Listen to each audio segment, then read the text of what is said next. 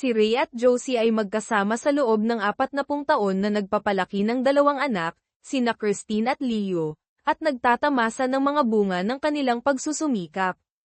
Si Ray, na retirado na ngayon, ay nanatiling aktibo sa pamamagitan ng paglalaro ng golf sa kabila ng ilang problema sa puso. Si Josie, masigla para sa kanyang edad, ay nakatuon sa pagpapanatili ng kanilang tahanan. Bagamat naharap ang kanilang pag-aasawa sa mga hamon, ito ay nanirahan sa isang pamilyar na gawain. Gayunpaman, nagsimulang bumuo ng mga bitak. Si Josie, na dating kontento sa kanilang mas mabagal na pamumuhay, ay nagsimulang maghangad ng higit pa.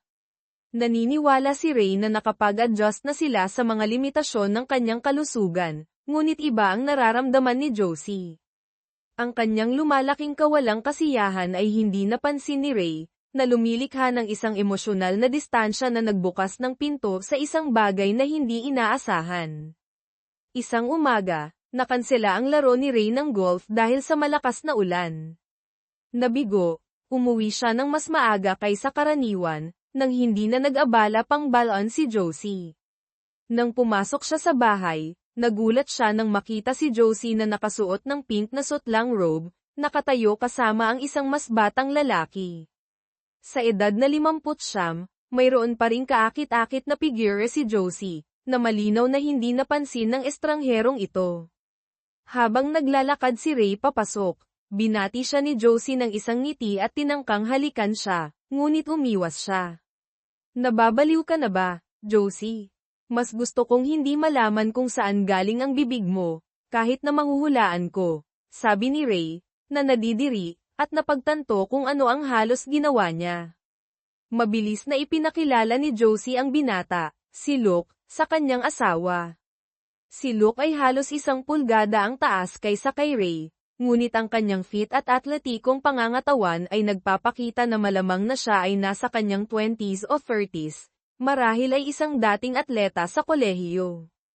Ang kanyang maikling brown na buhok at karaniwang mukha ay hindi namumukod tangi, ngunit may tiwala siyang ipinatong ang isang kamay sa balikat ni Ray. Pinigilan ni Ray ang pagnanais na maging marahas. Ikinagagalak kitang makilala. Marami nang naikwento sa akin si Josie tungkol sa iyo. Huwag kang mag-alala. Sa loob ng 25 o 30 taon malamang na magkakaroon din ako ng parehong mga isyo na sa tingin mo ay mayroon ako. Nami-miss ni Ray ang pagiging malapit kay Josie ngunit akala niya ay maayos silang namumuhay na may ilang pagbabago. Ang mapagmataas ng ngiti ni Luke ay nakakainis sa kanya, ngunit pinanatili ni Ray ang kanyang cool. Luke, lumayas ka sa bahay ko. Kung makita kitang muli dito, lilipulin kita.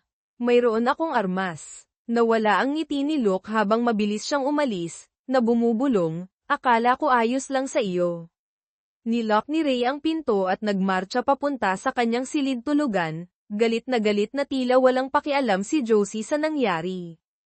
Sinundan niya siya papasok, nakasara na ngayon ang kanyang robe. Ang bastos naman, puna niya. Si Ray, na hindi pa rin makapaniwala, ay sumagot, bastos.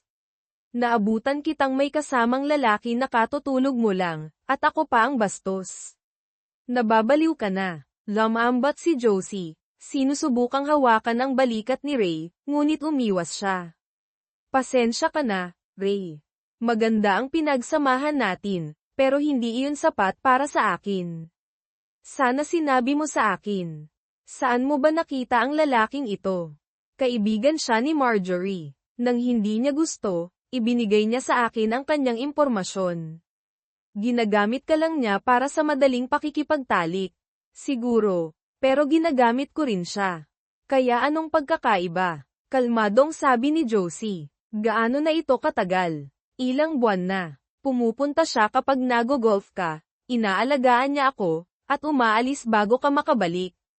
Hindi ka nito apektado. Nakakapag-ehersisyo ka, nakakapag-ehersisyo rin ako. Biglang napagtanto ni Ray kung bakit naging araw ng pagpapalit ng linen ang mga Sabado. Wala akong pakialam kung wala ako dito. Tapos na ako dito. Susuko ako sa golf kung kinakailangan. Ray, maging matalino ka. Kailangan mo ang golf mo. Gumagana ito para sa ating dalawa. Siguro para sa iyo, Josephine, pero hindi para sa akin. Ito ang huling pagkakataon na pumunta si Ray sa kanyang silid upang maligo at magpalit ng casual na damit. Samantala, nagbihis si Josie at nagmaneho papunta sa bahay ni Christine, kung saan nakatira ang kanyang anak na babae kasama ang kanyang asawa at 2 anak na babae. Nang matapos maligo si Ray, walang laman ang bahay at walang naiwang note. Ipinagpalagay niya na kailangan ni Josie ng espasyo, na angkop sa kanya dahil ganoon din ang nararamdaman niya. Nakatulong ang pagligo kay Ray na kumalma. Bagamat naiintindihan niya ang mga pangangailangan ni Josie, hindi niya kayang bigyang katwiran ang kanyang mga aksyon. Alam niya na hindi niya gagawin ang parehong bagay kung baliktad ang kanilang mga papel, at hindi niya kayang palampasin ang kanyang pagtataksil. Kinabukasan ay ang ika-4 ng Hulyo, isang holiday na palaging ipinagdiriwang ng pamilya ng magkasama. Naghanda si Ray ng marinated na manok, hamburgers, at hot dogs para sa mga nakababatang bata, sabik na makasama ang lahat. Maayos ang barbecue, na may mga kaibigan at pamilyang nagtitipon. Si Josie ay mukhang maningning, tumatawa at nakangiti na parang walang nangyari. Bagamat nasasaktan pa rin si Ray sa kanyang natuklasan, isinasaalang-alang niyang patawarin siya dahil sa kanilang mahabang pagsasama. Habang nagsisimulang umalis ang mga bisita, nagpaalam si Ray para matulog, gustong magpahinga bago ang paputok sa gabi. Pagkatapos ng ilang oras, nagising siya na nakakaramdam ng panibagong sigla at handang mag-enjoy sa gabi. Nagbihis siya at pumunta sa sala, kung saan nakaupo ang kanyang pamilya sa paligid ng mesa. Si Josie ay nasa dulo kasama ang kanyang mga apo, sina Julia at Allison, sina Christine at ang kanyang asawang si Eric, at ang kanyang anak na si Leo at asawang si Rebecca. Mabigat ang pakiramdam, at napagtanto ni Ray na nagsasagawa sila ng isang interbensyon. Unang nagsalita si Christine. Kailangan nating pag-usapan si nanay. Sinulyapan ni Ray si Josie, hindi mabasa ang kanyang mukha, at pagkatapos ay bumalik sa kanyang anak na babae. Ano ang tungkol kay nanay? Sinabi niya sa amin ang tungkol kay Luke, sabi ni Christine. Nagulat si Ray. Sinabi niya sa inyo. Oo, at tungkol sa mga isyu mo, kumpirma ni Christine. Tinitigan ni Ray ang kanyang asawa, nagulat na ibinahagi niya ang gayong mga personal na detalye sa kanilang pamilya. Mga problema ko, hindi ito usapin para sa inyo. Pero mahalaga ang kaligayahan ni nanay, sagot ni Christine. Lumingon si Ray kay Josie. Hindi ka ba masaya? Masaya ako, Ray. Huwag kang magduda, sagot ni Josie. Muling sumabat si Christine, pero may mga pangangailangan si nanay. At well, hindi mo matugunan ang mga iyon, hindi ba? Kaya makasarili ako dahil hindi ko ito matanggap. Hindi namin iyon tinatawag na ganoon, tatay. Sinasabi lang namin na dapat mong suportahan si nanay na pangasiwaan ang mga bagay ng tahimik dahil hindi mo kaya, paliwanag ni Christine. Tumingin si Ray sa paligid ng silid, napagtanto na tila tinatanggap o hindi bababa sa kinukonsinti ng kanyang pamilya ang pagtataksil ni Josie. Mas matanda at mas bigo ang pakiramdam niya kaysa dati. Sang-ayon ba kayong lahat? Tanong ni Ray, na hinahanap ang kanilang mga mukha. Tumango sila, bagamat nag-atubili ang ilan. Kailangan niya ng paglilinaw. Leo, sumasang-ayon ka ba dito? Tanong ni Ray sa kanyang anak. Oo. Makakatulong ito kay nanay, sabi ni Leo. Eric, lumingon si Ray sa kanyang manugang, na hindi inaasahan ang hindi pagsang-ayon. Hindi ko nakikita na magiging malaking problema ito, sagot ni Eric. Rebecca, tanong ni Ray sa kanyang manugang na babae, na tila nahihiya. Well, basta maingat siya, sabi ni Rebecca nang may pag-aalinlangan. Sa wakas, lumingon si Ray sa kanyang mga apo. Bahagi sila ng ibang henerasyon, at hindi niya sigurado kung saan sila nakatayo sa isyong ito. Kumusta kayong mga babae? Lolo, hindi kami dapat makisali, sabi ni Julia, ang panganay. Halika na, halos mga adulto na kayo. Sigurado akong mayroon kayong mga opinyon, giit ni Ray. Nagpalitan ng tingin sina Julia at Allison, pagkatapos ay tumingin sa kanilang mga magulang, na humimok sa kanila na magsalita. Alam ni Ray kung ano ang darating. Nakumbinsi silang panigan ang kanilang lola. Well, maraming kaibigan namin ang ayos lang na nakikipagkita ang kanilang mga partner sa ibang tao. Sex lang iyon, sabi ni Julia sa wakas. Sex lang iyon. Inaasahan ni Ray na maririnig ito sa kalaunan. Malinaw na manipulahin ni Josie ang lahat para makuha ang gusto niya at ipagpatuloy ang kanyang relasyon. Napagtanto na walang saysay ang makipagtalo, tumingin si Ray kay Josie, na sabik siyang pinapanood. Iyon na iyon, Josephine. Mayorya ang nagpapasya. Makukuha mo ang gusto mo. Sumili ang kasiyahan sa mukha ni Josie. Tumalikod si Ray para umalis ngunit narinig na tinawag siya sa kanyang pangalan. Sa isang sandali, umasa siya na maaari niyang muling pag-isipan, ngunit sa halip, nagtanong siya, pwede ko bang sabihin kay Luke na nagbibiro ka lang tungkol sa paglipol sa kanya? Sigurado, magdadrive ako, Dad, oras na para sa fireworks. Paalala ni Leo sa kanya. Pumunta kayo nang wala ako. Ayokong sumama. Sagot ni Ray. Habang papalabas siya ng bahay, nakarinig siya ng hiyawan sa likuran niya. Sumulyap siya sa bintana, nakita niya si Josie na niyayakap ng pamilya, nagkakaisa sa kanilang suporta sa kanyang relasyon. Tinatawagan na niya si Luke para kumpirmahin ang kanilang susunod na pagkikita, na tinitiyak sa kanya na bumigay na si Ray. Sumakay ang pamilya sa kotse. Nag-uusap at nagtatawan habang papunta sila sa fireworks, nagtitiwala na babalik si Ray.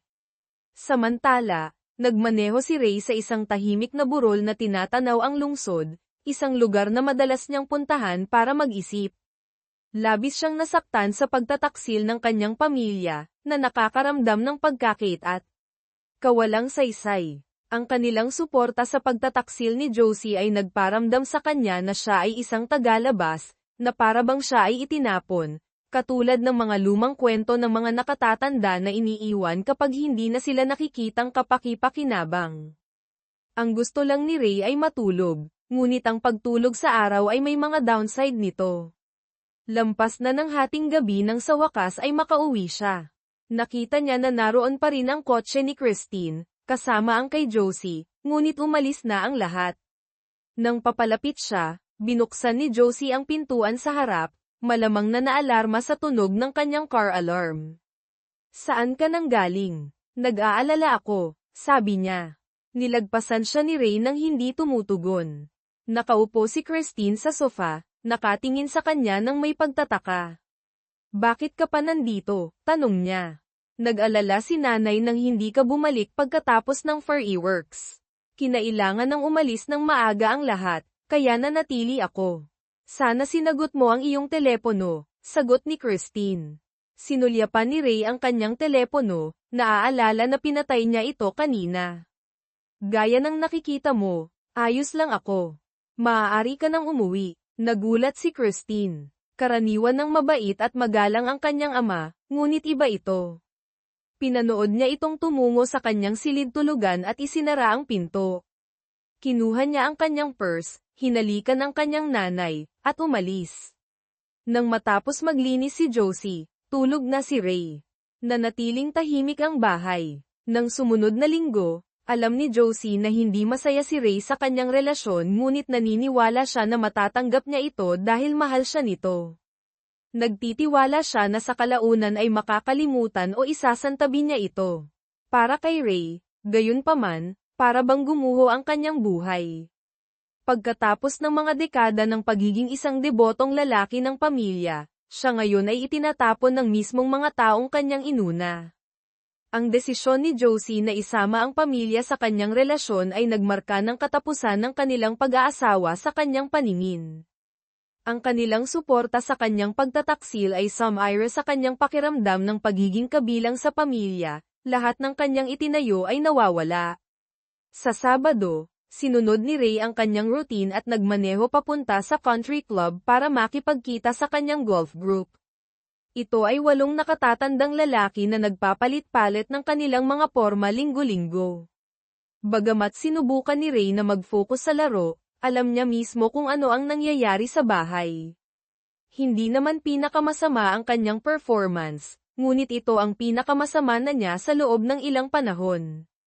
Halos imposible ang ngumiti sa gitna ng mga nakakatawang biro.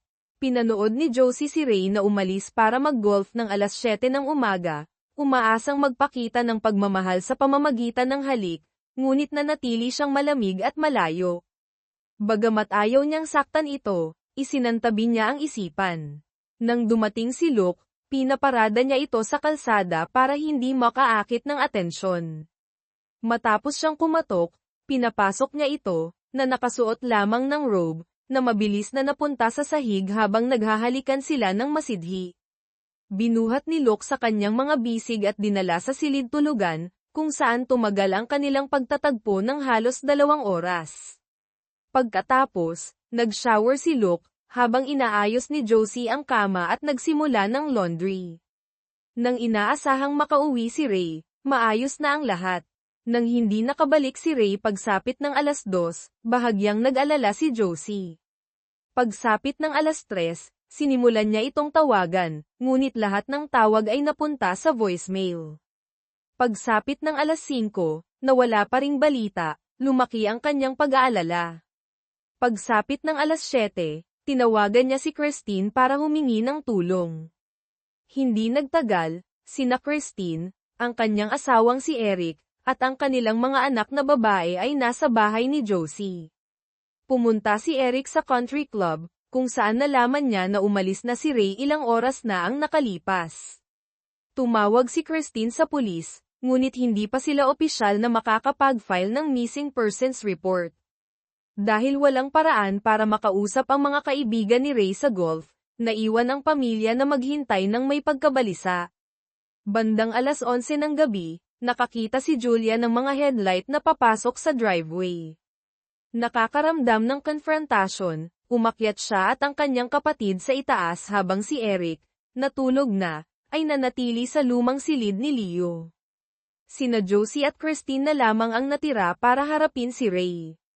Pumasok si Ray sa bahay, hindi nagulat na naghihintay si Josie sa hallway at bahagyang nagulat na nandito pa si Christine. Nakita niya ang kanyang kotse sa labas ngunit ipinagpalagay na maaari niya silang iwanan. Malinaw na nananatili siya upang suportahan ang kanyang ina. Saan ka nang galing? Bulyo ni Josie. Nagogolf ako, kalmadong sagot ni Ray. Hindi kanina. Hindi na totoo. Pagkatapos mag-golf, nananghalian ako sa clubhouse, pagkatapos ay pinanood ko ang bagong pelikula ni Dwayne Johnson. Hindi masama. Medyo cliché though. Wala akong pakialam sa mga detalye, Raymond, sagot ni Josie. Gusto kong malaman kung bakit hindi ka umuwi at kung bakit hindi mo pinansin ang iyong telepono. Hindi tumunog ang telepono ko. Sabi ni Ray, na ipinapakita sa kanya na patay ito. At hindi ako umuwi dahil ayokong nandito kapag nandito ang kaibigan mo. Frustrated na sabi ni Josie, nalinis na ang lahat bago ka pa matapos mag-golf. Walang dahilan para manatili ka sa buong araw. Tulad ng sinabi ko, hindi ako makakasama dito sa parehong oras ng kaibigan mo. Gabi na, matutulog na ako. Nilagpasan ni Ray si Josie, saglit na nakipagtagpo sa tingin ni Christine ngunit walang sinabi habang papunta siya sa silid tulugan. Inaasahan niya na susundan ng isa sa kanila, ngunit wala ni isa ang gumawa. Habang naghahanda siya para matulog, narinig niya ang mga boses sa hallway at napagtanto na nagtipon ang pamilya ni Christine sa bahay. Malaki, naisip niya. Nang dumating si Josie sa kama, tulog na si Ray o nagkukunwaring tulog. Naisip niya na gisingin ito para mag-usap ngunit nagpas siyang huwag na. Lumipas ang sumunod na weekend sa katulad na paraan. Hindi tumawag o nag-text si Josie. Tinanggap niya na mawawala si Ray buong araw at ginamit ang oras para linisin muli ng husto ang bahay. Gayunpaman, habang lumalalim ang araw, nagsimulang makaramdam ng hindi komportable si Josie sa pag-iisa, kaya tinawagan niya si Christine, na pumayag na pumunta at samahan siya hanggang sa pagbalik ni Ray. Nanatili sa bahay si Eric at ang mga babae, ngunit pumunta si Christine upang suportahan ang kanyang ina. Dumating si Ray sa bahay bandang 11 p.m., nagulat na makita ang kotse ni Christine na nakaparada sa gilid ng kalsada. Muli, nagtaka siya kung may nagbabadyang isa pang paghaharap. Pagpasok sa pinto, sinalubong siya ng mainit na ngiti ni Josie at isang halik sa pisngi, na nakangiti si Christine sa likuran. Bakit hindi ka magpalit, mahal, tapos maaari mong sabihin sa akin kung ano ang pinagkaabalahan mo buong araw, malambing na sabi ni Josie, halos masaya. Medyo naguluhan si Ray, tila mas relax si Josie kaysa karaniwan, buo pa rin ang kanyang magandang kalooban. Hindi nagtagal bago niya ipagpalagay na nagkaroon siya ng kanyang karaniwang pakikipagkita kay Luke ng mas maaga sa araw, na nag-iwan sa kanya sa mataas na espiritu. Napabuntong hininga, pumunta si Ray sa silid tulugan para magpalit ng kanyang pajama. Pagbalik niya sa sala, naroon pa rin si Christine, tila naghihintay na kausapin siya bago umalis. Nag-alinlangan siya ng ilang sandali at pagkatapos ay sinabi, Tay, alam ko na mahirap ito para sa iyo, ngunit gusto ko lang sabihin kung gaano kahanga-hanga na ipinapakita mo ang iyong pagmamahal kay nanay sa pamamagitan ng pagpapahintulot sa kanya na gawin ito. Talagang nakatulong ito sa kanya. Tinitigan ni Ray ang kanyang anak, nagulat. Pinapahintulutan siya. Ganyan mo ba nakikita iyon? Ngayon ay naramdaman niya ang bigat ng mga salita ni Christine. Akala nila ay pinapayagan niya ito, na parang binigyan niya ng kanyang pag-aproba ang relasyon. Hindi niya maisip na umabot na sa puntong ito ang sitwasyon. Napagtanto niya na naniniwala silang lahat na tinanggap niya ito. Tumingin kay Christine, mabigat ang kanyang boses sa pagbitiw. Sinabi niya, sinasabi ko sa iyo ngayon, Christine, ito na ang huling pag-uusap natin tungkol sa paksang ito. Ang huli, siguraduhin na alam ng lahat. Si Christine, na nagulat sa mariing tono ng kanyang ama, tumango sa pag-unawa. Siyempre, Tay, naiintindihan ko. Mahirap kalimutan kung patuloy itong inuungkat ng mga tao. Sasabihin ko sa lahat. Pagkatapos nito, hinalikan niya ito sa pisngi at umalis. Pagkalipas ng ilang sandali, dumating si Josie na may mga inumin para sa kanilang dalawa. Hindi maiwasan ni Ray na isipin na pinlano ni Josie na kausapin muna siya ni Christine. Ininom niya ang kanyang tubig ng tahimik, pinapanood si Josie na gumalaw sa silid ng may kanyang karaniwang kadalian, tila walang kamalayan sa tensyon na patuloy na gumugulo sa kanya. Nagpatuloy ang ganitong pattern sa loob ng ilang buwan. Nasiyahan si Josie sa kanyang relasyon kay Luke habang nakahanap si Ray ng mga bagong paraan upang okupahan ang kanyang oras. Naglaro pa rin siya ng golf tuwing Sabado ng umaga at nanood ng mga pelikula, ngunit nagsimula rin siyang mag-explore ng iba pang mga aktibidad. Sinubukan niya ang mini-golf, bowling, at maging ang mga arcade game. Hindi siya masyadong magaling sa kanila, ngunit nagkaroon siya ng kasiyahan, nakakahanap ng kaunting kapanatagan sa mga bagong distraksyon na ito. Sa bahay, nanatili ang buhay sa isang routine, o kahit na kung ano ang itinuturing na normal. Hindi kailanman nabanggit si Luke. Tuwing gabi, magkasama si Ray at Josie sa hapunan at nagbahagi ng kaaya-aya, kung ordinaryo, na mga pag-uusap. Nagbago ang kanilang pagiging malapit. Ngunit kinumbinsi ni Josie ang kanyang sarili na hindi naaapektuhan ng kanyang relasyon kay Luke ang kanyang kasal, patuloy na nagpapakita ng pagmamahal at pagmamahal kay Ray. Kung napansin niya na bihirang gumanti si Ray, hindi niya ito binanggit, marahil ay masyadong komportable sa sitwasyon na kanyang nilikha. Marahil dahil hindi kailanman binanggit ni Ray si Luke, naniwala siya na mas okay siya dito kaysa sa tunay niyang nararamdaman. Nasindak si Ray nang dumating ang Thanksgiving. Nay, nandito si Luke, sigaw ni Christine mula sa harap ng bahay.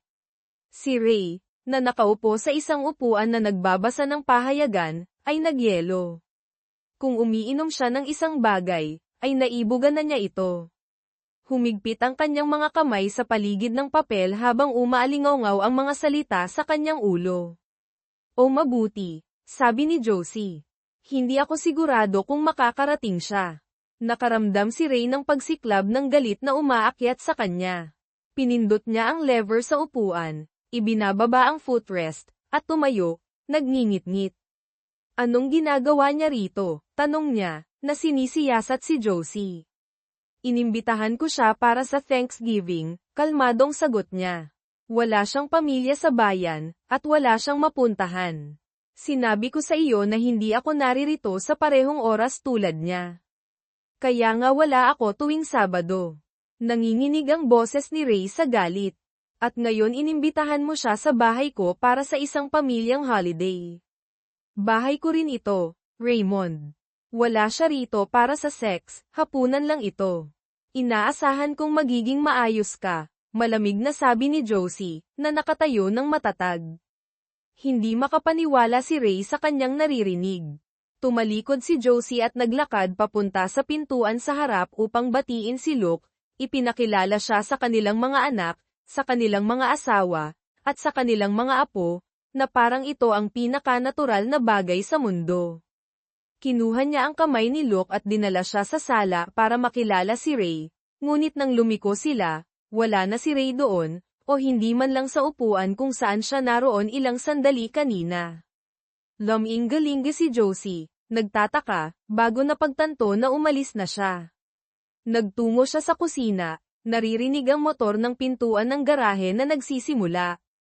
Dumating siya sa tamang oras upang makita ang pintuan na bumababa habang ang kotse ni Ray ay humihinto sa driveway. Si Dad ba ang umalis? Tanong ni Christine, napapansin ang mga taillight na nawawala. Oo, siya nga, sagot ni Josie, irritable na nagtungo sa kanyang silid-tulugan upang tipunin ang kanyang mga saloobin. Si Luke, na mukhang hindi mapalagay, ay lumapit kay Christine. Dapat ba akong umalis? Baka mas mabuti kung umalis ako, tanong niya. Hindi, Luke, ayos lang. Problema ito ng tatay ko, hindi sa iyo. Palagi kang malugod dito. Nag-alinlangan si Luke, malinaw na hindi gustong magdulot ng mas maraming problema, ngunit nang tiyakin siya ni Christine, tumango siya at nanatili. Naging malapit ang pamilya at si Luke sa hapunan, at sa kabila ng pinagbabatayang tensyon, maayos na naganap ang gabi. Nakipag-usap si Luke kay Leo at Eric, nag-uusap tungkol sa football habang ang mga babae ay namimili. Walang nakapansin nang dumaan ang kotse ni Ray ng gabing iyon. Sa oras na bumalik ang lahat mula sa pamimili, nakatulog na si Leo at Eric sa sopa, at wala pa rin si Ray. Nag-aalala, ginaising ni Christine ang kanyang asawa at mga anak, pinauwi sila, ngunit nanatili siya upang samahan ang kanyang ina. Umalis sina Leo at Rebecca, iniwan ang bahay na tahimik habang hinihintay nina Josie at Christine si Ray. Dumating si Ray sa bahay bandang hating gabi, umaasa na natutulog na si Josie. Ngunit pagpasok niya, naroon siya naghihintay. Saan ka nagpunta buong araw? Tanong niya, matalim ang boses sa pagkabigo. Pumunta ako sa Denny's para sa Thanksgiving dinner, pagkatapos ay nanood ng ilang pelikula, kalmadong sagot ni Ray. Nagkaroon kami ng magandang pagkain dito mismo. At pumunta ka sa Denny's. Bakit mo gagawin iyon? Hindi tungkol sa pagkain, Josephine, tungkol ito sa kumpanya. Sumikat ang pagkabigo ni Josie. Hindi ako makapaniwala na ang isang 64 na taong gulang na lalaki ay hindi maaaring maging magalang sa isang panauhin na inimbitahan ko sa ating tahanan. Hindi ko kailanman tratuhin ang isang taong inimbitahan mo tulad niyan. Sinabi ko sa iyo na hindi ako mapapapunta sa bahay na ito kasabay niya. Hindi lang ibig sabihin noon kung narito siya para sa sex, ibig kong sabihin anumang oras, at alam mo iyon, gayunpaman ginawa mo pa rin ito. Hapunan lang ito, sabi ni Ray, na itinataas ang kanyang pahayagan sa pagitan nila, na nagtatapos sa pag-uusap. Pagkatapos ng 5 minuto ng katahimikan, lumuhad si Christine sa tabi niya, mahina ang kanyang boses, halos parang bata. Tay, subukan mong unawain na malaki ang kahulugan niya sa kanya. Hindi niya siya mahal, ngunit nagmamalasakit siya sa kanya. Ayaw niyang mapag-isa siya sa holiday. Buntong hininga ni Ray. At sa tingin mo walang problema na maging bahagi ng pamilya ang kaibigan ni nanay. Hindi siya pamilya, Tay. Kaibigan lang siya tulad ng iba. Napagtanto ni Ray na tapos na ang argumento. Siyempre, Christine, naiintindihan ko. Mukhang nakahinga ng maluwag si Christine. Sana nga, Tay. Magkita tayo mamaya. Hinalikan niya ito sa pisngi at umalis. Hindi na muling nagpakita si Josie ng gabing iyon. Nang sa wakas ay kinaladkad ni Ray ang kanyang sarili sa kama, tulog na si Josie. Ang Thanksgiving ay nagmarka ng isang pagbabago. Sa ilang paraan, ang mga pagpapakita ng pagmamahal sa pagitan ni Ray at Josie ay halos nawala, mas namuhay sila tulad ng mga kapitbahay kaysa sa isang mag-asawa. Naniwala si Josie na ang kanyang desisyon na magkaroon ng isang lover ay nabigyang katwiran ng kondisyon ni Ray, na tinatanaw ang kanyang reaksyon bilang makasarili at hinihimok ng pagmamataas. Gayunpaman, nakita ito ni Ray bilang ang sukdulang pagtataksil sa kanilang dekada ng mahabang kasal. Nag-uusap lamang sila kapag kinakailangan, at ang pag-ibig na sumestento sa kanila sa loob ng mahigit 40 taon ay kumupas na. Nang banggitin ni Josie na kailangan niyang gumawa ng huling minutong pamimili sa bisperas ng Pasko, hindi umimik si Ray. Bagaman hindi niya kailangang gawin iyon sa loob ng maraming taon, alam niya kung saan siya pupunta. Hindi niya kailangang sundan siya o suriin ang kanyang telepono, sinabi sa kanya ng kanyang ekspresyon ang lahat. Kung plano niyang magpalitan ng mga regalo o may higit pa, hindi siya sigurado. Ngunit alam niya na magkakaroon siya ng isang pribadong pagdiriwang kasama si Luke sa bisperas ng bagong taon. Hinalikan ni Ray ang kanyang asawa sa hating gabi, bagaman wala ang sigla ng mga nakaraang taon. Nakaramdam ng pagkabigo si Josie na hindi niya maipahayag ang kanyang damdamin kay Luke, ngunit tinawagan pa rin niya ito kinabukasan upang batiin siya ng isang maligayang bagong taon. Sa nalalapit na araw ng mga puso, nagplano si Ray ng isang magandang hapunan sa isang magarbong seafood restaurant, at anabangan ito ni Josie, na iniisip na baka bumabalik na sa kanya ang kanyang asawa. Ngunit nagkaroon ng mga nagtatagal na hinala si Ray. Ang pagnanais ni Josie na magpalipas ng mga holiday kasama ang kanyang lover ay nagpahinala sa kanya tungkol sa araw ng mga puso. Nagduda siya na papayagan niyang lumipas ang araw nang hindi nakikita si Luke, kaya umalis si Ray sa opisina ng ilang sandali upang bantayan ang bahay. Pumarada siya sa dulo ng kalye na may malinaw na tanawin ng pintuan sa harap. Tiyak nga, pumarada si Luke sa paligid ng kanto at naglakad papunta sa bahay. Halos asahan ni Ray na papasok siya kaagad, ngunit sa halip, kumatok si Luke, at pinapasok siya ni Josie. Nagduda si Ray na mag-uusap lang sila. Ito ang kanilang personal na pagdiriwang ng araw ng mga puso. Tila, hindi na lang sila mga casual na magkasintahan. Ang hapunan ng gabing iyon ay tahimik. Nilapitan ni Josie si Ray na may pag-asa. Iniisip na baka muling magbuklod ang kanilang relasyon, ngunit ang magandang kalooban na ipinakita niya sa nakalipas na ilang araw ay nawala na.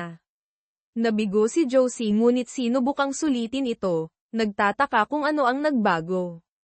Dahil walang maliliit na bata sa paligid, ang Pasko ng pagkabuhay ay isang dahilan lamang para sa isang malaking hapunan ng pamilya.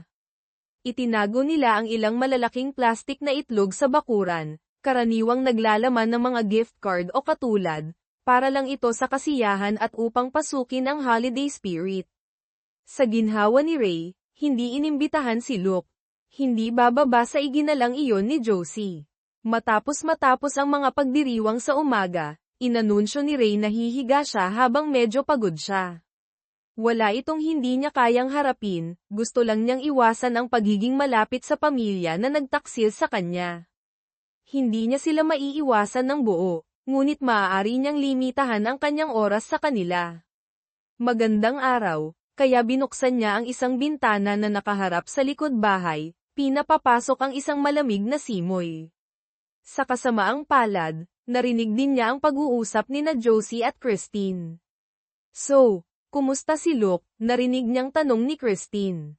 SHH, huwag masyadong malakas. Ayokong marinig ng tatay mo. Okay. Sagot ni Christine, ibinababa ang kanyang boses ngunit malakas pa rin para marinig ni Ray. Hindi ko lang maisip na ang nanay ko ay may boyfriend na 10 taon na mas bata sa akin. Hindi ko siya boyfriend, Christine. Nako, Nay, natutulog ka sa kanya 2 o 3 beses sa isang linggo, at pareho kayong lumalabas para kumain. Maaaring hindi mo gustong tawagin siyang boyfriend mo, ngunit iyon ang totoo. Okay, boyfriend ko siya. Gusto ko lang maging maalalahanin sa damdamin ng tatay mo. Alam ko, Nay, mahal ko rin si tatay, at ayokong masaktan siya. Ngunit maging tapat tayo, matanda na siya, at bata ka pa rin.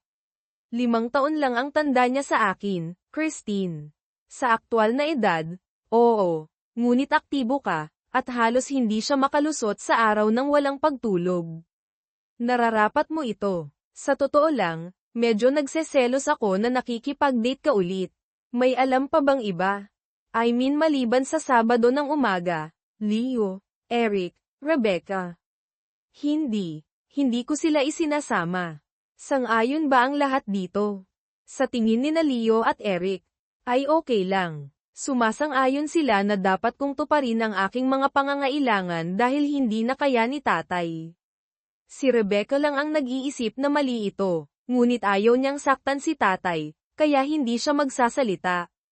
Ang hindi alam ni tatay ay hindi makakasakit sa kanya. Nang marinig kung gaano kalalim ang pagtataksil ni Josie at kung paano ganap na sinuportahan ni Christine ang relasyon ng kanyang ina, naramdaman ni Ray na ang huling piraso ng pag-ibig at pagmamahal para sa kanila ay lumisan sa kanyang puso. Bagaman nakagawa siya ng mga pansamantalang plano dati, dahil sa pagmamahal sa kanyang pamilya at sa kanyang mahabang kasal kay Josie, nagpigil siya. Ngayon, oras na upang simulan ang kanyang mga huling plano ng taimtim. Tahimik na isinara ni Ray ang bintana at humiga. Sa loob ng mga sumunod na buwan, lalong lumala ang relasyon ni Ray kina Josie at Christine.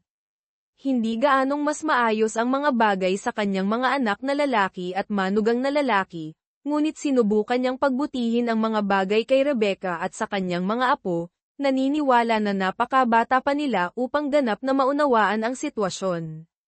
Ang araw ng mga ina ay may sarili nitong mga tradisyon sa pamilya ni Ray. Para sa kanila, nangangahulugan ito ng brunch sa isang upscale French-themed restaurant.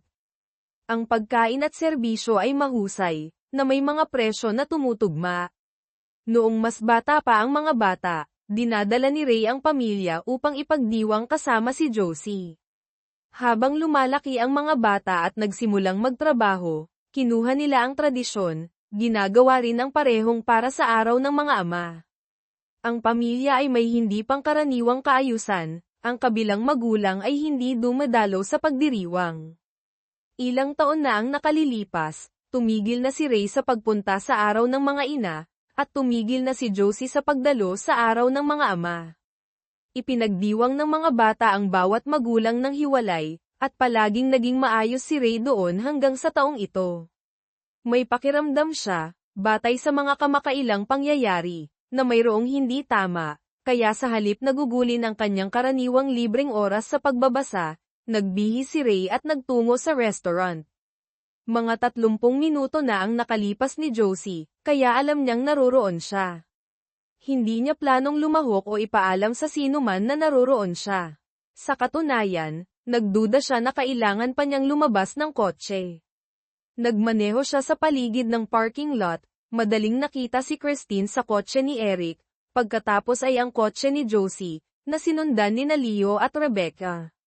Nagsimulang umasa si Ray na nagkakamali siya, ngunit pagkatapos ay nakita niya ang kanyang kinatatakutan na nakatago sa isang sulok ng parking spot, ang kotse ni Luke.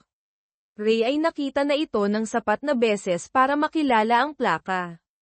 Ang kanyang asawa, o marahil ang kanyang anak na babae, ay inanyayahan ang kanyang kasintahan sa isang pagtitipon ng pamilya, na alam na wala roon si Ray.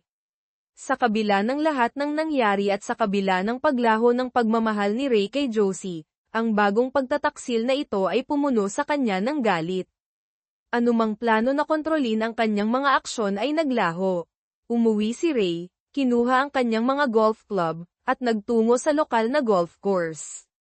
Dumaan siya sa ilang balde ng mga bola, na nawalan ng bilang sa huli. Pagod na siya, ang kanyang mga tira ay hindi gaanong kalayo o tumpak, ngunit gumaan ang kanyang pakiramdam. Umuwi siya na handa ng matulog, itinuring nila siyang walang silbi, iniisip na hindi siya makakatagal ng isang araw nang walang pahinga. Hinayaan niya silang patuloy na isipin iyon. Sinalubong siya ni Josie nang pumasok siya. Inisip niya kung may pribadong selebrasyon siyang pinlano kasama si Luke. Bagamat wala na siyang pakialam, nasaktan pa rin siya, ngunit hindi na ito katumbas ng pag-aalala. Habang papasok siya sa pinto, inisip niya kung aaminin ba niya na inanyayahan niya si Luke kung bibigyan siya ng pagkakataon. Kumusta ang Mother's Day sa iyong pamilya? Tanong ni Rai, na bahagyang binigyang diin ang pamilya. Napakaganda, Rai, salamat sa pagtatanong. Nag-enjoy ako kasama ang mga bata, sagot ni Josie. Hindi niya binanggit si Luke. Ibig bang sabihin nito ay itinuturing na siya ng pamilya na bahagi nito, o nagpasya lang siyang huwag siyang banggitin? Napagtanto ni Rai na hindi na niya malalaman. Pumunta siya sa silid tulugan at natulog. Hindi nagtagal, dumating na naman ang ika-4 ng Hulyo. Maganda ang gising ni Josie, at alam ni Rai kung bakit. Nanatili siya sa tabi niya ng halos 1 taon ngayon, at walang dad ang iniisip ni Josie na alam na niya ang lahat.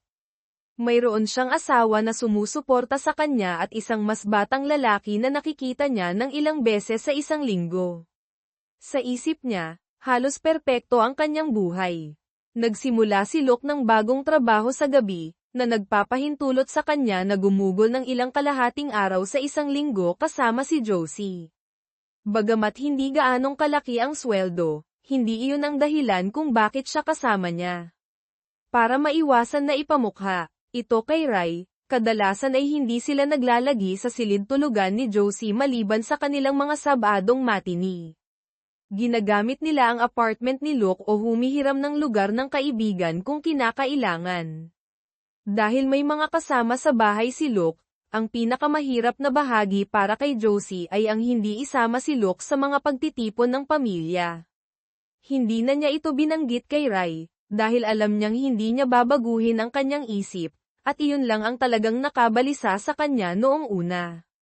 Kahit ngayon, umaasa siya na sina Rai at Luke ay maaaring maging magkakilala, kung hindi man magkaibigan. Sa kanyang pananaw, hindi sila naglalaban, binibigyan siya ni Luke ng isang bagay, at binibigyan siya ni Rai ng isa pa. Kaya ginugugol niya ang kanyang mga araw kasama si Luke at ang mga gabi at katapusan ng linggo kasama si Rai.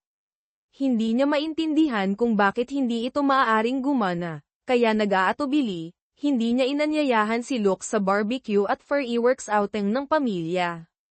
Dumating ng maaga ang pamilya upang tumulong sa paghahanda ng pagkain, at tiniyak ni Rai na manatiling nakikita at aktibo, na tinitiyak na walang sino man ang makapag-aalinlangan sa kalaunan na siya ay pagod. Maingat niyang pinagmasdan ang karamihan, iniisip kung baka ipuslit ni Josie si Luke, ngunit hindi siya nagpakita. Habang lumilipas ang araw, nagpanggap si Rai na mas pagod. Bagamat ang ilan dito ay totoo, karamihan ay pinalaki. Marahil ay sumobra siya, dahil tila napansin ito ni Josie at lumapit sa kanya. Honey, bakit hindi ka humiga at magpahinga bago ang fireworks? Mungkahi niya ng mahinahon. Ang pinakamahirap na bahagi ng lahat ng ito para kay Rai ay ang malaman na mahal at pinapahalagahan pa rin siya ni Josie, na nagpahirap pa sa kanyang gagawin. Hindi ako pupunta sa fireworks. Gusto ko lang mag-enjoy ng araw kasama ang aking pamilya at matulog ng maaga. Rai, sigurado ka ba? Pinalampas mo sila noong nakaraang taon, ngunit bago iyon, palagi mong gustong pumunta, sabi ni Josie, na tunay na nag-aalala. Oo, sigurado ako. Sa tingin ko ay tumatanda na lang ako. Ngunit ang lahat ay magkakaroon ng magandang panahon kung wala ako. Okay, kung sigurado ka. Pagkaalis niya, pinanood siya ni Rai na naglalakad sa karamihan, na hinahanap si Christine.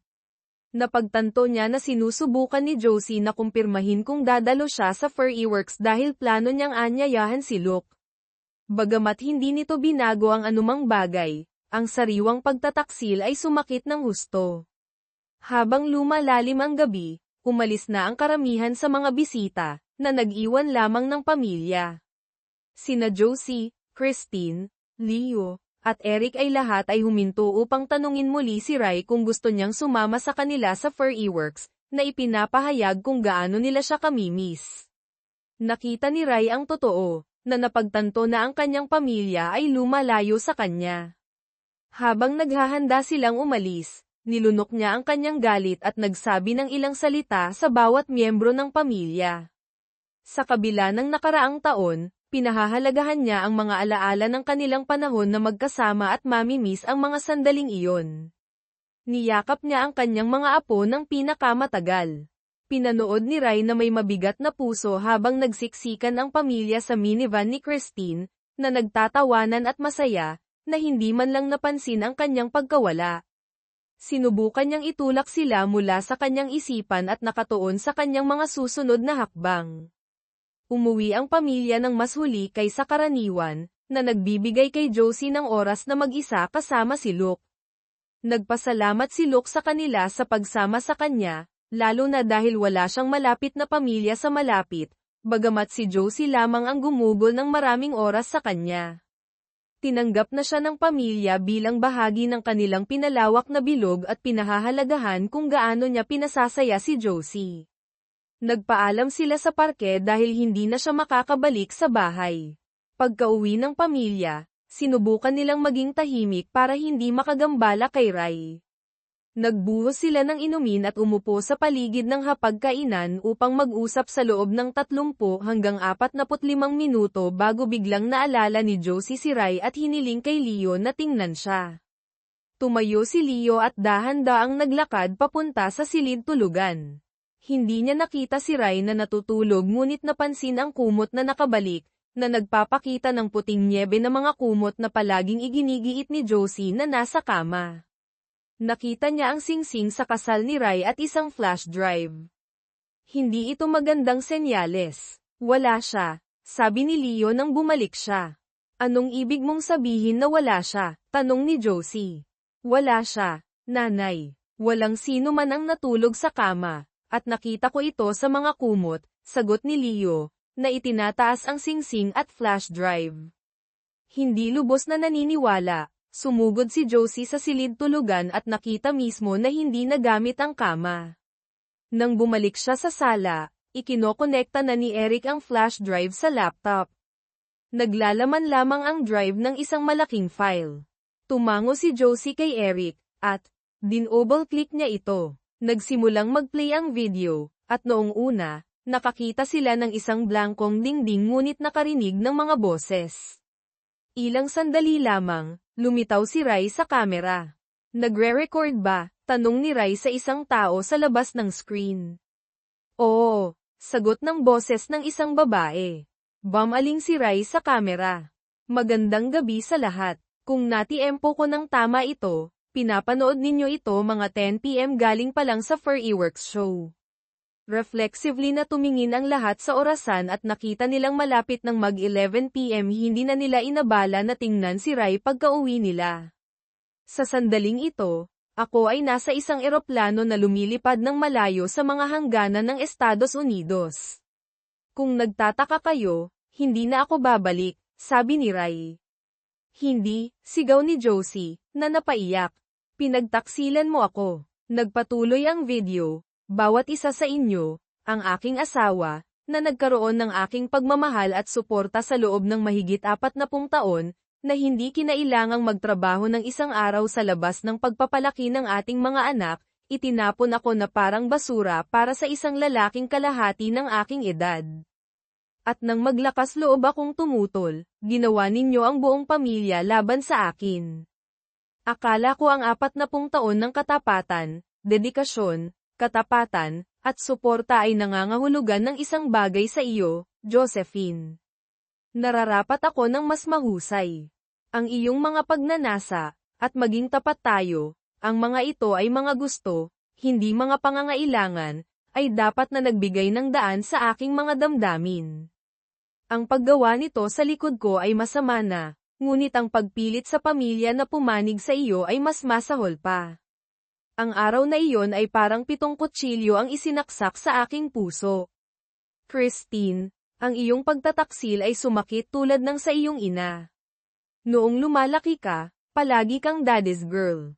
Ginawa namin ang lahat ng magkasama. Ang pagkaalam na sinuportahan mo ang iyong ina sa panloloko sa akin, sa iyong sariling ama, ay sumire sa aking puso ng higit sa anumang ginawa niya. Hindi ko sinabi iyon, bulalas ni Christine.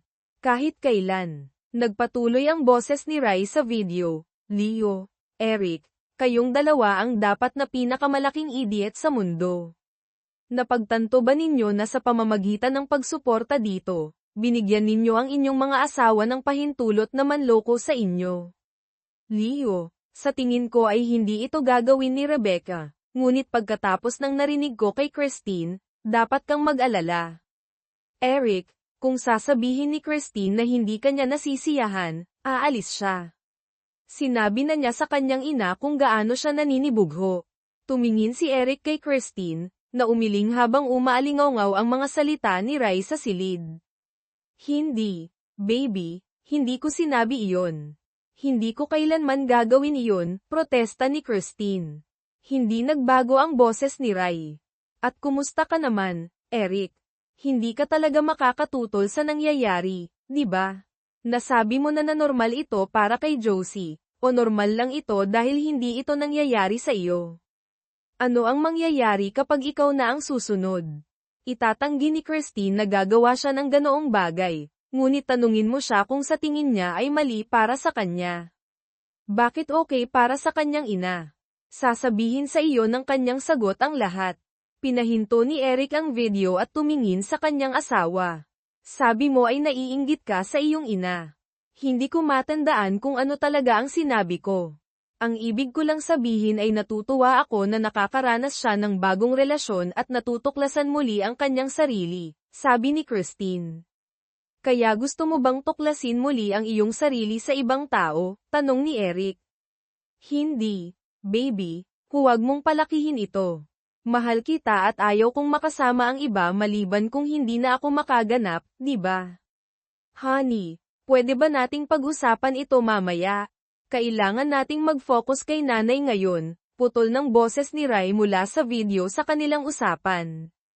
Pero hindi pa tapos ito, pinindot muli ni Eric ang play, at pinuno ng boses ni Rai ang silid. Ayaw kong manatili sa isang kasal kung saan niloloko ako ng aking asawa bawat linggo. Tiyak na hindi ako mananatili kapag nalaman kong nangyayari ito ng ilang beses sa isang linggo. Pasensya na, Josephine, ngunit hindi ka gaanong maingat gaya ng iniisip mo. Ang pag-imbita sa kanya sa Mother's Day. Iyon ay walang panlasa. Hindi ko sasabihin sa iyo kung saan ako nagpunta, ngunit kahit nahanapin mo ako, wala kang magagawa tungkol dito. Umupo ang lahat sa silid sa katahimikan, na may tensyon sa hangin habang nagpatuloy si Rai. Dapat ko ring banggitin ang kalagayang pinansyal na iniwan ko sa iyo. Kinuha ko ang karamihan sa aming pera dahil balak kong mamuhay sa natitirang bahagi ng aking buhay ng komportable bilang gantimpala sa paglalagay sa iba bago ang lahat sa loob ng mga dekada. Josephine, iniwan ko sa iyo ang bahay, na, tulad ng alam mo, ay ganap na bayad na at nagkakahalaga ng ilang daang libong dolyar. Tutulungan ka ng aking abogado sa pagbebenta kung gusto mo. Nag-iwan din ako ng $400,000 sa bangko. Iyon ay $10,000 para sa bawat magandang taon na ibinigay mo sa akin. Sa kasamaang palad, walang anumang pautang ng goodwill sa nakaraang taon. Huwag kang mag-alala sa akin. Pagkatapos kunin ang natitira sa aming mga ari-arian, kabilang ang mga pamumuhunan, umuupo ako sa halos 8 numero.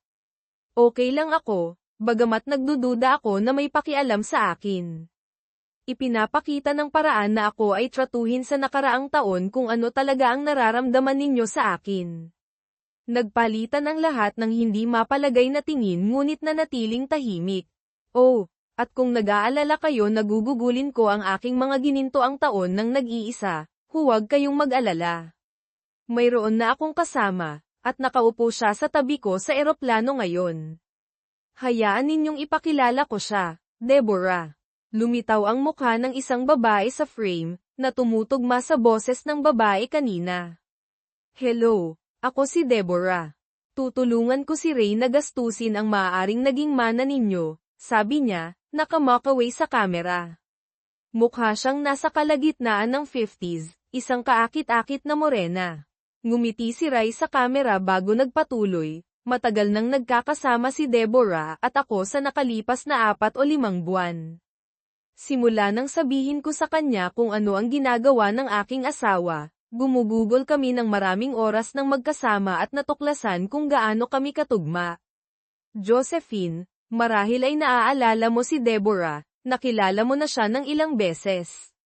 Nagtrabaho kami ng magkasama ng mahigit 30 taon simula nang ma-hire siya sa departamento ng marketing.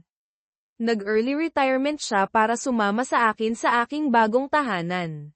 Matagal na kaming malapit na magkaibigan, at ang pinakamagandang bahagi. Simple lang ang mga pangangailangan ni Deborah, pagmamahal lang, mga yakap, halik, at marahil ilang iba pang bagay na inaabangan ko. Tumingin ang lahat sa silid kay Josie, sinusukat ang kanyang reaksyon sa pagbubunyag ni Ray. Malinaw sa kanyang ekspresyon na hindi niya ito tinatanggap ng maayos. Pinahinto ni Eric ang video. Nanay, okay lang po kayo? Tanong ni Leo. Hindi. Leo, hindi talaga ako okay. Ngunit tapusin na lang natin ito, sagot niya. Ipinagpatuloy ni Eric ang video, at lumakas ang boses ni Ray habang direktang kinakausap si Josie. Josephine, minahal kita mula ng araw na magkita tayo. Kung may nagsabi sa akin na kaya mo akong tratuhin ng ganito, pinatulog ko na sila bago pa sila matapos. Inaasahan ko na gugugulin ang ating mga huling taon na magkasama sa mga pagbisita mula sa ating mga anak, apo, at marahil mga apo sa tuhod. Sobrang nadismaya ako na sinira ng iyong pisikal na mga pagnanasa iyon para sa amin. Para sa akin, umaasa ako na sulit ito para sa iyo. Dapat ay mayroon kang sapat na pera upang mabuhay ng komportable, lalo na kung ibebenta mo ang bahay. Kung kailangan mo ng higit pa, sigurado ako na susuportahan ka rin sa pananalapi ng mga anak na sumuporta sa iyong pag-iibigan. Kung tutuusin, ang pera ko ang nagpadaan sa kanila sa kolehiyo at sa kanilang magagandang trabaho, kaya malaki ang kinalaman ko doon. Lumakas ang tensyon sa silid habang nagpatuloy ang boses ni Ray, isang napakasamang taon ito, at patuloy na lumalala ang mga bagay. Alam ko ang tungkol sa dagdag na oras na ginugugol mo kasama niya bawat linggo. Natapos ko na sana ito ilang buwan na ang nakalipas, ngunit nagustuhan ko ang ideya na ipahayag ang aking kalayaan sa araw ng kalayaan, kaya naghintay ako. Bahagi sa akin ay palaging mamahalin ka, o hindi bababa sa kung ano ang mayroon tayo. Sana ay iba ang mga bagay. Ngunit sa isang lugar sa daan ay nakalimutan mo na ang kasal ay tungkol sa atin, hindi lamang sa iyo at sa akin.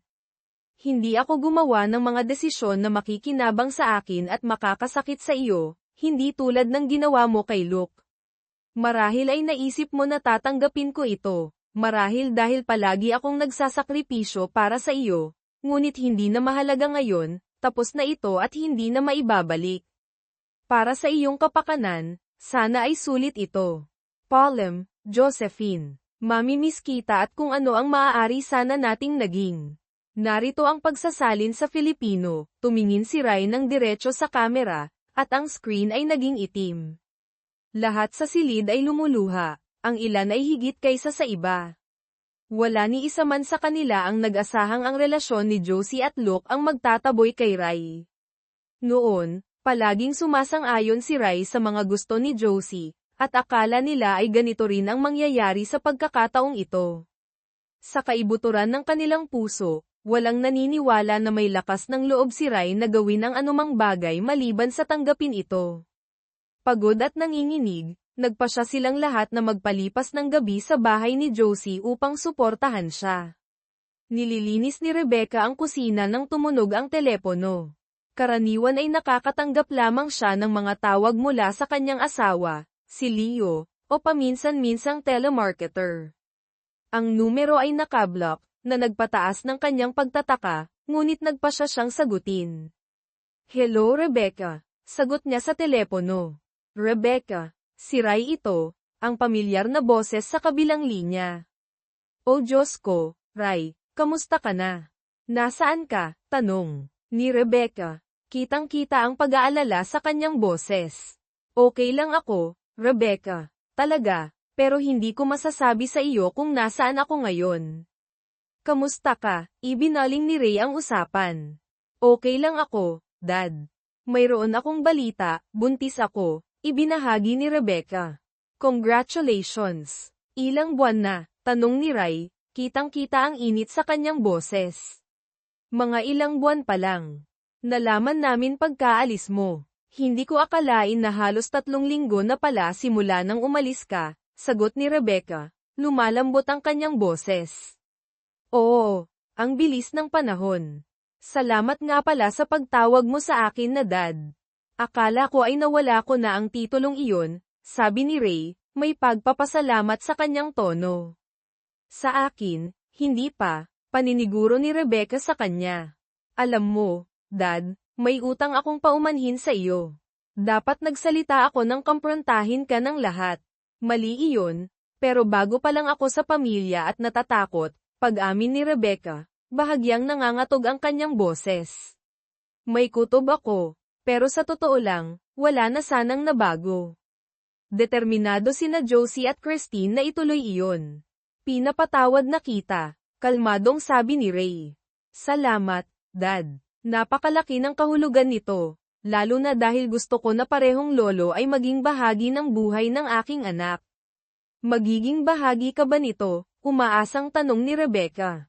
"Tingnan natin. Hindi ako babalik sa States, pero baka may maisip tayong paraan." "Gusto kitang makita at ang baby," sagot ni Ray. "So, kamusta naman ang mga bagay-bagay dyan?" tanong ni Rebecca. Sa madaling salita, tense, buntong hininga ni Ray. Hindi na si Josie ang dating Josie karamihan ng oras, kahit na nakikita pa rin niya si Luke ng ilang beses sa isang linggo. Nagkakaproblema sina Christine at Eric, pero itinatago nila ito. Sa tingin ko, tumama sa kanya ang sinabi mo na naghahanap si Christine ng dahilan para manloko. "Kamusta kayo ni Leo?" pagpalit ni Rebecca ng paksa.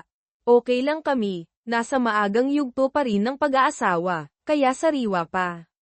Mas matagal na sina Christine at Eric, kaya baka mas maingat sila," sabi ni Ray. "Labis na nalulungkot ang mga apo," dagdag ni Rebecca.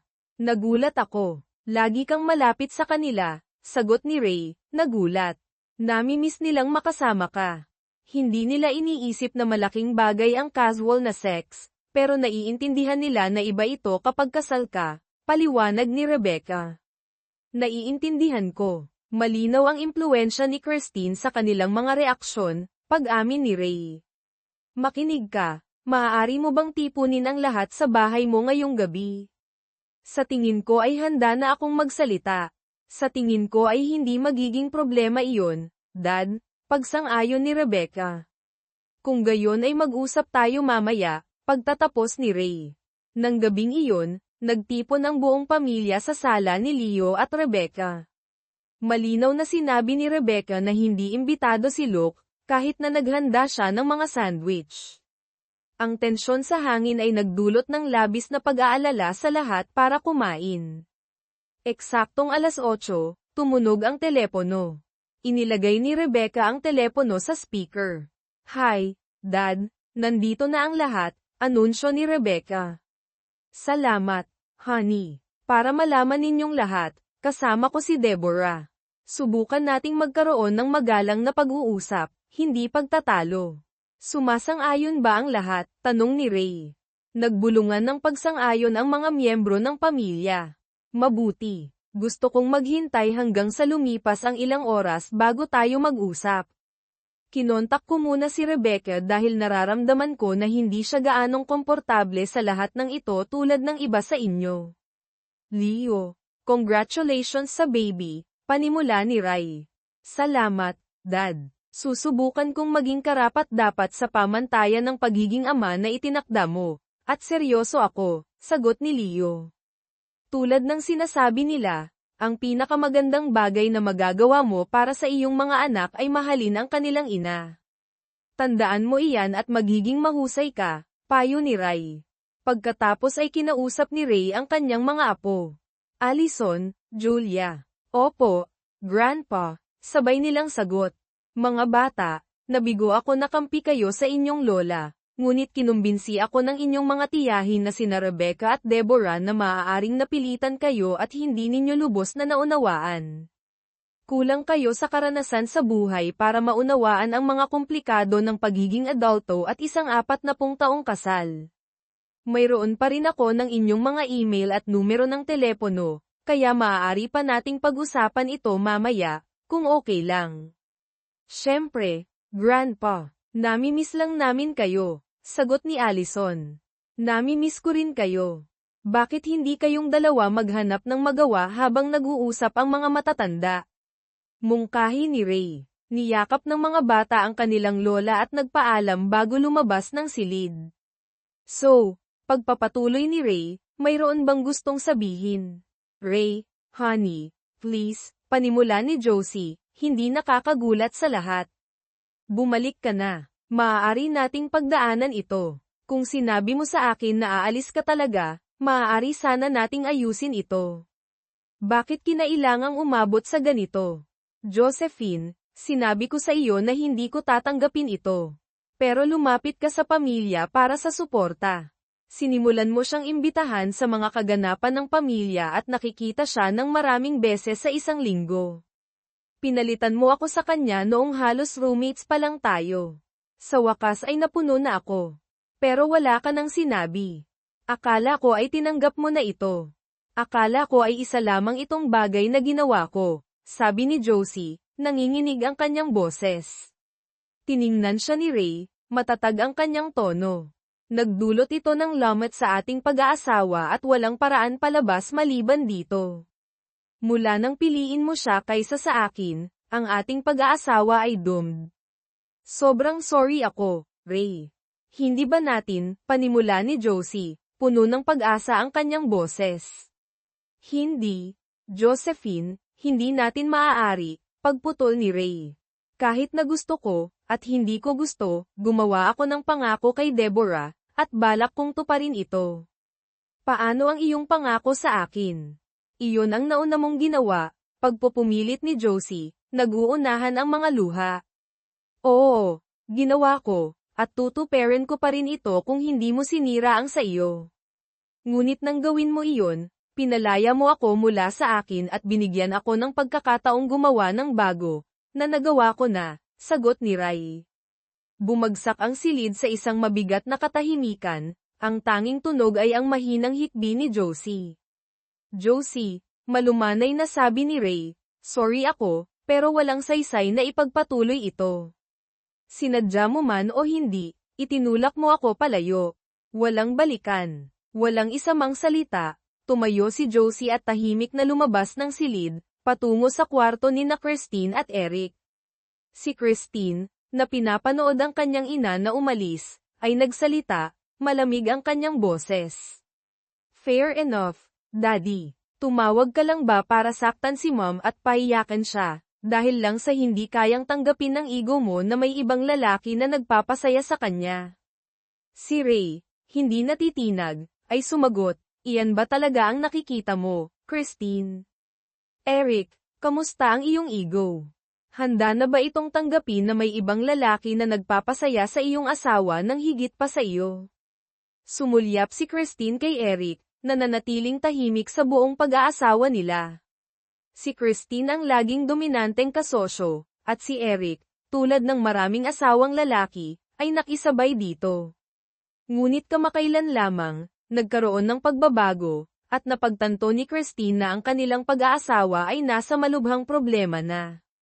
Hindi mo maaaring suportahan ang karapatan ng ibang babae na manloko nang hindi nakakaramdam ng kahit kaunting pagkakasala, Umalingaw-ngaw ang mga salita ni Ray sa kanyang isipan.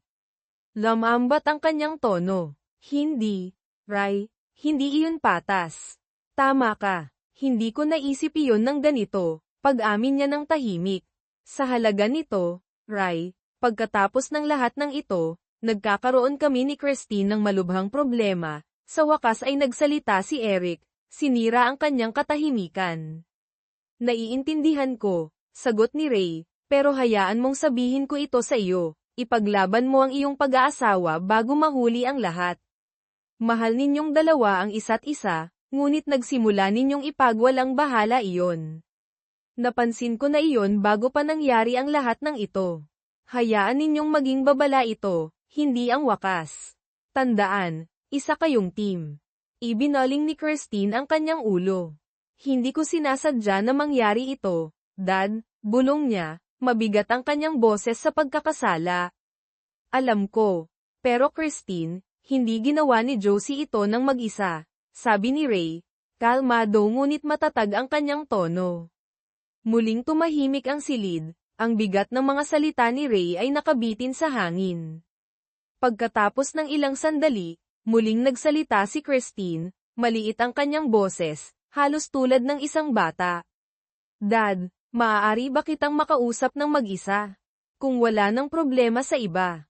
Wala rin sa akin, sagot ni Ray.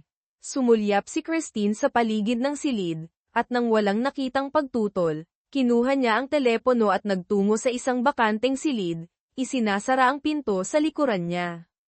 Dad, natatakot ako, pagtatapat ni Christine. Pinag-uusapan ni Eric ang diborsyo o kahit man lang counseling. Ano ang dapat kong gawin? Maaari mong ayusin ito, Christine. Narito ang iyong gagawin. Ngayong halos malaki na ang iyong mga anak, ibalik mo ang oras na ginugol mo sa pagpapalaki sa kanila sa iyong pag-aasawa. Hindi ito libreng oras tulad ng iniisip ng iyong ina, kasosyo ka niya, hindi boss, payo ni Ray. Nanginig ang boses ni Christine. Galit na galit siya, Dad. Simula nang makita niya ito bilang ako na nagbibigay ng pahintulot sa sarili ko na manloko, nagalit na siya. Palagi niya akong sinisigawan, at alam ko na nag-aalala siya kung may nagawa na ako. Nanatiling matatag ang boses ni Ray. Ginawa mo ba? Hindi. Daddy, hindi. Mabilis na sagot ni Christine. Pero hindi ko alam kung paano siya kumbinsihin.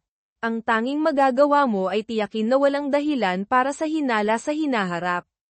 Kung mananatili kang tapat, ang mga tanong tungkol sa nakaraan ay kalaunan ay mawawala, paniniguro ni Ray sa kanya. Nag-alinlangan si Christine. Dad, sobrang sorry ako. Wala na bang paraan para ayusin ang mga bagay sa pagitan ninyo ni Mom? Huli na para sa amin, honey. Pero hindi pa huli para sa iyo. Malambing na sabi ni Ray. Nabiyak ang boses ni Christine habang ibinubulong niya, Daddy, mahal kita. Mahal din kita, sagot ni Ray.